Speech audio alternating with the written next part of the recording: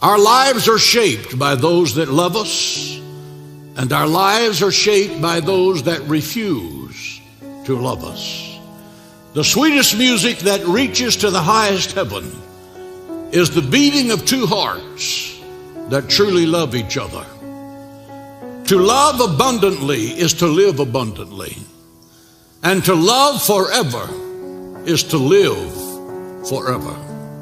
Love is the doorway through which the human soul passes from selfishness to service. Love does that. The three most profound words in human speech is God is love. The Bible says it's beyond human comprehension.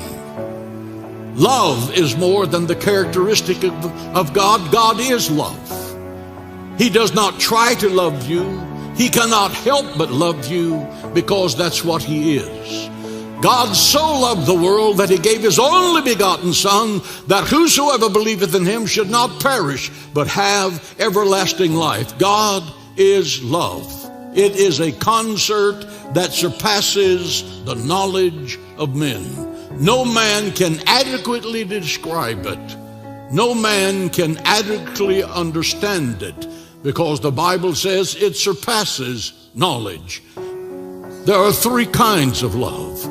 Which kind do you have? There's the if kind of love. If you do this, I'll love you. If you succeed, I'll love you. If you come up to my expectations, I'll love you. The because kind of love. I love you because you're intelligent. I love you because you have money. I love you because you're beautiful and you're handsome. And then there's the in spite of kind of love, God's love. I love you in spite of your failures. I love you in spite of your miserable past. I love you in spite of your weaknesses and your faults. God's love, I loved you, faults, failures, and all.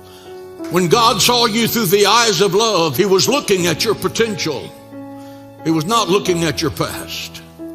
Those of you who are going through indescribable circumstances, when you see God and God sees you, lift up your heads and rejoice. The best is yet to be.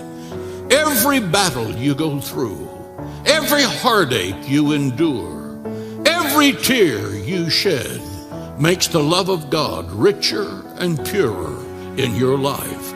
People will stop loving you. Husbands will abandon their wives, and wives will abandon their husbands without cause. Parents will abandon their children. Man's love will fail you, but the love of God will never fail you. God the Father loves you with an everlasting love. He will never give up on you. He will always be there when you call. He'll put His arms around you. He'll heal you in the darkest night. He will whisper, I am with you. Be bold, be strong. I will never leave you nor forsake you to the ends of the earth. But the mark of Christianity is being to love the unlovable. That's the love of God. And you can't do that unless the love of God is in you. Love is not what you say. Love is what you do. You're not living until you discover the love of God. And when you find it, let it baptize you, explode in your life. And it will bring to you a personal growth and development and spiritual prosperity you didn't know a human being could have.